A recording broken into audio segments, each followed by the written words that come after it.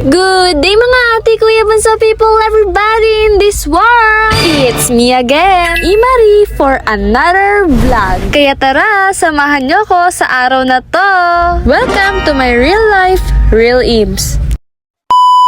Hi peoples! We are back to another school vlog. So, ayun nga po, nandito na ako sa room ng maaga at ang inuna ko pong gawin ay magsuklay. Buti nga po at naisipan ko itong i-vlog para naman hindi agad lumitaw ang vlog ko sa pagtitinda. After ko pong magsuklay ay kumain na po ako ng umagahan. Habang kumakain nga po ako ay chinecheck ko po ang iba kong vlog sa aking page. Kaya patigil-tigil akong kumain. Ay hala, hindi! Pagkatapos ko po kumain, diretso na po ako sa pagtitinda. At ang una ko pong napagbentahan ay si Kale. Ay, kota ka na sa vlog ko. Lagi kang nauuna sa pagbili. Madalas ko po palang inuuna ang kanilang room. Dahil kahit iilan pa lang sila ay meron na agad bumibili. Bali pagkatapos po ng kanilang room ay pumunta na ako sa kabila. At ayan nga, may iilan ring bumili sa akin dito. Lumakdaw po muna ako sa section ng Katleya dahil wala pang may gustong bumili. At andito na po ako sa kabilang dulo ng room sa second floor. Matapos ko po silang pagbentahan ay umakyat na po ako sa third floor kung saan ay may grade 8 student at meron pa ring grade 7 na room. Pero dadalawa na lang po. Thank you po pala kay ate na bumili sa akin. Ikaw ang unang student na bumili sa grade 8. At dumakot na po ako sa grade 7 na room sa third floor. Sa paghihintay ko nga ng ilang minuto ay meron nang lumapit sa akin. Ahoy, patient sis Daki! Pagkatapos po nilang bumili ay nandito na po ako sa last room ng third floor. At sila po ang pangalawang grade 7 students dito. Ayan, bali hindi po muna ako nagpunta sa fourth floor. Para tingnan sa second floor kung marami ng estudyante sa mga napuntahan ko kanina. At ayan, hindi naman po ako nabigo sa pagiging girl instinct ko. Girl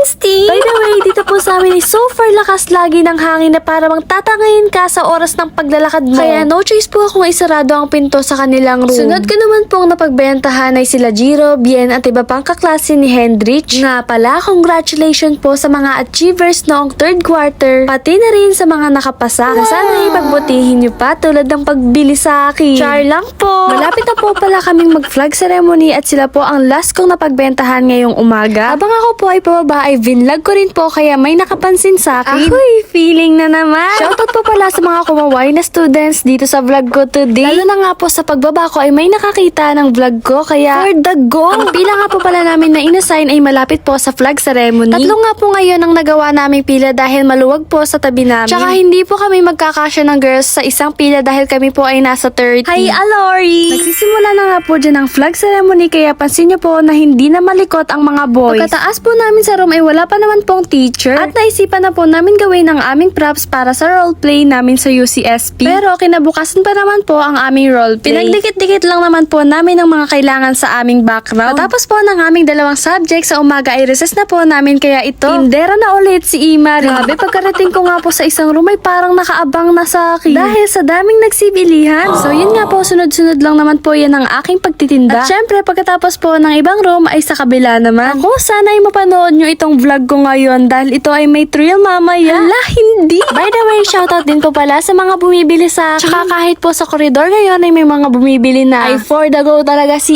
Imari. Ang sunod ko pong pinuntahan ay room nila Tipid Boy kaso hindi naman siya nagpakita sa akin ngayon. Guys, pagkakarating ko nga po sa first floor na room ay lagi kong natatimingan ng paglabas nila. Kaya si kuya lang ang bumili for today's video sa room nila. Kaya sinubukan ko pong magbenta sa grade 9 students at sa kabutihang palad ay meron pong bumili. Ayan, shoutout po sa inyo. Thank you so much po sa pag-ubos ng aking paninda ngayong umaga. Bigla nga pong dumating ang kaklase ko dati na si Jenny at ang kasama niya po na si Christy. Bali sila po ang last na bumili sa aking paninda kaya naman makikita po kayo sa vlog ko. Ay, hindi na ako may stress ngayong araw dahil may baon na si Imari. So ayun nga po, lumakdaw naman po ang vlog ko ngayon sa lunchtime. At dahil nakaubos nga po ako kaninang recess ng paninda, ay nasabayan ko po ngayon ng mga circle of friends ko rito sa room. Na para bang whole family kaming kumakain. Kasama ko po pala rito si Jamaica, Hazel, Mary Joy at Florence. Si Mary Joy nga po ay hindi kumakain ngayon ng kanin dahil ang trip niyang bilihin sa kantin ay ang mga biskwit tulad na lang po ng pillows at wafer na chocolate. Bigla nga pong sumulpot dyan si Kulala para mangburaot ng manok. At hindi niya po nakita ang vlog ko sa ilalim ng cabinet kaya nadadali niya ang stand ko. Habang may iba po akong ginagawa sa time na yan, ay ngayon ko lang nakita na sinayawan nila Christian ng cellphone ko. Ala, parang mga bulate. Hindi ko na nga po na vlog ang iba pang kaganapan dito sa school. At nakapagbiyahe na po ako pauwi. Habang palakad nga po ako papunta sa amin ay kinakalaban ako ng hangin. Gusto ata akong tangayin at idala sa Mars. At ayan, pagkabukas ko pa nga lang po ng aming gate, ay nagpapabebe na agad sa akin si Jabiro. Bali, hindi ko rin po inaasahan na nandito ngayon si Mother Earth. At akala ko po ngayon ay nakapatay lang ang mga ilaw. Yun pala, wala raw kuryente sa amin kanina pang 2 p.m. Pagkarating po pala ni Papa galing sa service ay diretso po siya mangolekta ng kalakal. At nagpatulong po si Papa sa amin maglabas sa sasakyan. Naku, kung multitasking ako, lalo na si Papa. Ayaw niya nang walang ginagawa, kaya kung iniisip nyo na ang pagiging businessman ni Papa ay puro pahinga, ay nagkakamali kayo. Ayan nga po ang ilan pang mga kalakal ni Papa na binibenta sa aming tindahan sa Gentry. Punong-puno ng saging, puso at iba pa. Hindi ko na po kasi napakita ang ilan pang sako ng uling. Dahil wala po kaming kuryente, nakain na po kami ni Papa ng panghapunan. Dahil sa gabi ay hindi namin makikita kung may langaw na ang pagkain namin. Habang kumakain po kami nila kuya, ay todo paawa ipik ang mga alaga naming hayop na para bang hindi sila kumain kanina. Bali, hindi po namin kasabay kumain si Papa dahil nakakain na po siya. After po ng aming kainan ay nagbalot na po ako ng aking paninda para bukas. Sabi nga namin ni Mama